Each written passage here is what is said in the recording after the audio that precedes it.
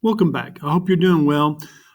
We've did a little bit review on Google Sheets. We had a little project that you had to do.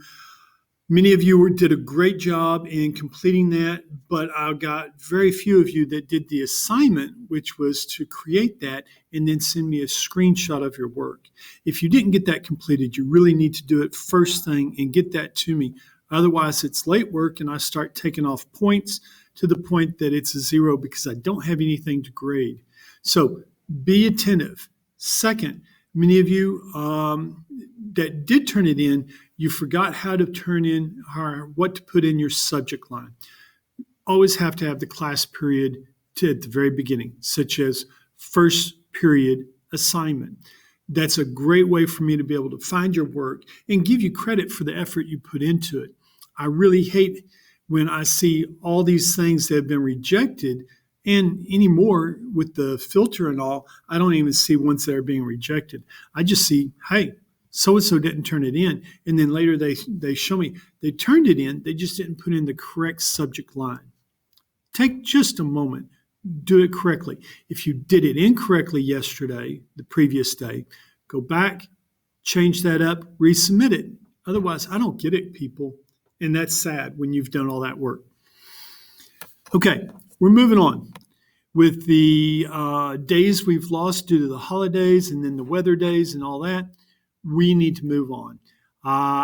There's so much more we can do with Google Sheets. Remember, it's a spreadsheet. We didn't even get into the formulas and the math of it. I would like to try to do that maybe later on when we get caught up. We're going to start working with something that is so much fun. I really enjoy working with it, and I think there's so much you can do with it. That's Google Slides. It's a powerful way to get information across to people. At the same point, you can do things that entertain yourself and other people. Just make sure you stick to your objective. Before you start working with Google Slides, what's the purpose? What are you trying to achieve? Are you trying to get them to laugh, or are you trying to teach them something? If you're trying to teach them something, you can make it funny, but you've got to get your point across. Many people that work really hard in Google Slides spend so much time making people laugh that people are no longer paying attention to the purpose. What information are you giving them? In education, that's critical. You may think, oh, this is funny, but does it relate to the topic? Does it help them to understand or remember or retain what you've given them? If it doesn't do that, leave it out. Don't put it in there, because then you're wasting your time and you're wasting their time. So take a moment before any slides you put in there. You have to ask yourself, does it achieve the objective of this slide? Am I achieving what I'm out for? Again, you may be trying to get them to laugh, but if you're trying to teach them something about history, maybe it's not funny. Maybe there's not a way to tie humor into that, and respect that for yourself, for your instructor, and for the other students that may be viewing that. That's another thing that's really great about slides. It's a wonderful opportunity for you to create some education that you can share with a lot of people. It's not just maybe for your teacher to grade. Maybe your teacher wants to use it with that grade level, a different class, maybe a different grade level. There's times when I've had students create work that I then sent down to the elementary schools or up to the high school. I want you to keep that in mind, that your work can be important and can be shared. Just like the effort that you put into your YouTube channel or other things you do. It's important to you. It's important to other people. Respect that and follow through with that. Now, let's go ahead and open up Google Slides. There's many different ways you can open up Google Slides. You can type in slides.google.com. You can go through Google Docs. We're going to go, for once, I'm going to use the application or the waffles. I'm going to click on Slides. Excuse me, I'm about to sneeze. And then it opens up my beginning page. I can see slideshows that have been shared with me that I've created. I can even see slideshows that may have been created in Google Slides but saved as a PowerPoint, or that I've downloaded as a PowerPoint and want to be able to use and manipulate. Notice right here, this one right here, it has the PPTX. That stands for Microsoft PowerPoint. Okay, so that's something to look at. These are called file extensions on the end of a file name, and that can tell you, hey, if I click on that, it really wants to open up Microsoft PowerPoint. But if I don't have that, I might be able to open it up with Google Slides. Problem is, things don't always fit right. Sometimes they just don't seem to connect together correctly, and so you may have to go in there and clean it up so that it does connect well. So take that into account as you work on these things. We're going to be using Google Slides, and we can save it as that. That's perfectly fine for this class.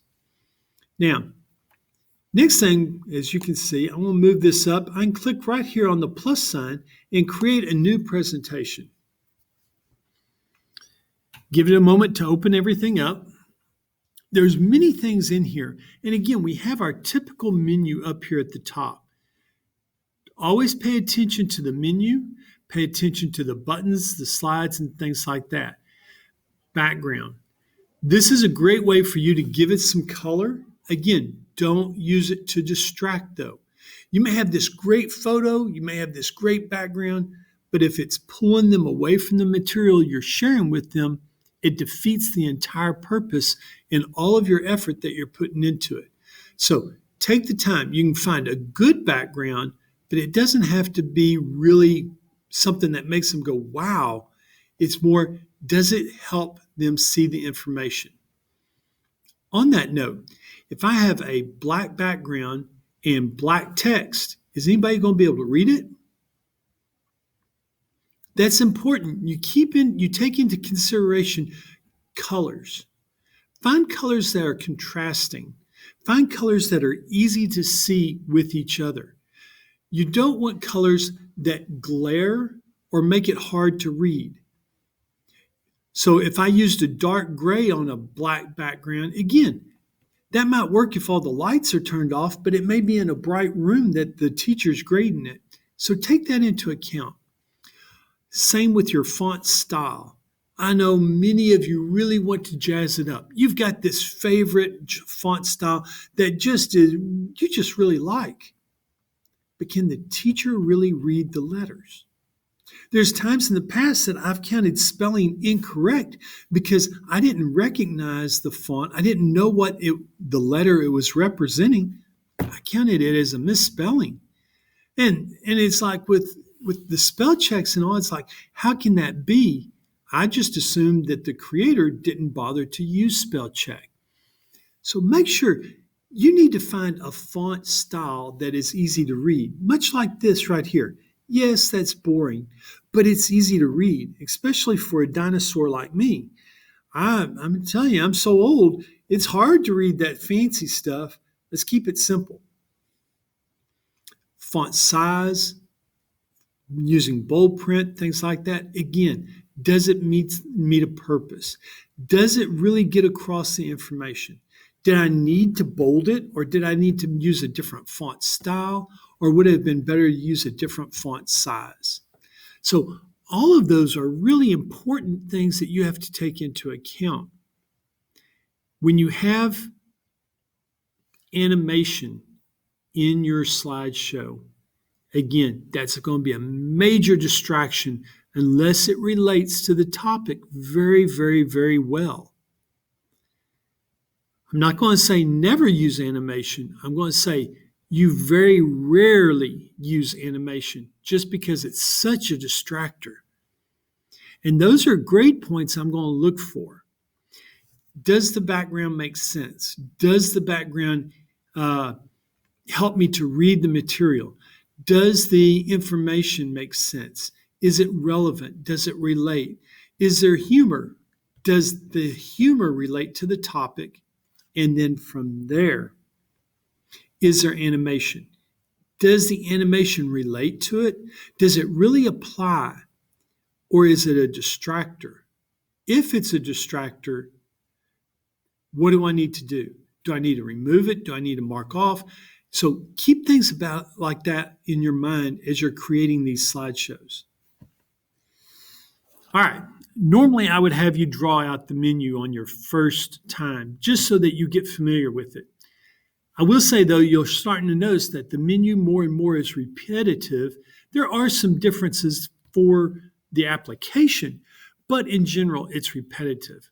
A couple of things to look at is you can insert shapes and line right up here on the menu. Same with images, text boxes. You can do all of those things right here. You also can change up your format here on the slide. So if I go Insert, and I want to do a new, there we go, slide. I want to do a new slide. You can do Control M, or I can click right here. If I duplicate, it's going to repeat it just so that it looks just like the one before it. But maybe I want to sit there and change up this. Maybe I don't need a subtitle and another title. Maybe I want something else. If I go Slide, New Slide, I can then come over here and I can look at some different options. And of course, and that's not what I'm looking for. We will find that background. I think that's the layout. My mistake. Yes, here's the layout. Okay, see, even this old dinosaur overlooks some of the obvious. It's right here in front of me. I'm sure y'all were pointing that out as I was looking for it. So this is how I can use different things to help me get my information across, and I'm not having to recreate it, redesign the boxes. But as always, does it relate to my objective? Does it relate to what I'm trying to get across? If so, you can use it. If it doesn't relate, find something else. All right, I've talked a long time. I apologize. Here's your assignment.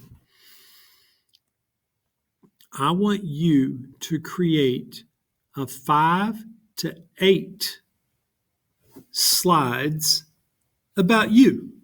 Tell me who you are, what you like, talk about your pets, talk about your favorite subjects, maybe talk about the snow day. I want you to give me 5 to 8 slides about you. Again, that means I have to have at least 5 slides, but I don't want more than 8. You can put in pictures. You can put information about you, where you live, what you like, your favorite artist, your favorite band or movie, your favorite video games. Give me that information. Then, instead of screenshots, because I want to be able to see all this, you do need to share it with me. How do we want to do that? Do I want you to share it with me or share it with me and email me a link. So if you go up here and hit share, we're going to call it All About Me.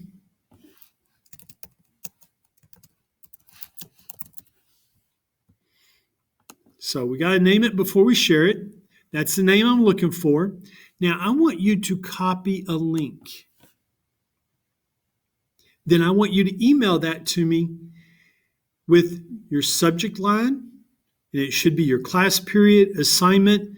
You can then put on it All About Me if you want to put that in the subject line. And then in the body of the email, paste the link so that I can click on it and look at this. I know that's a new approach for what we're doing, but again, we're learning new things. That's what education is about. That's what school is for. Hope you're doing well. Sorry about how long this video is, but let's get busy. You've got time to do it, and don't forget about doing your EduTyping. It's due tomorrow, or soon it is due. Make sure you get what your assignment is done right away. Take care. Look forward to seeing you soon.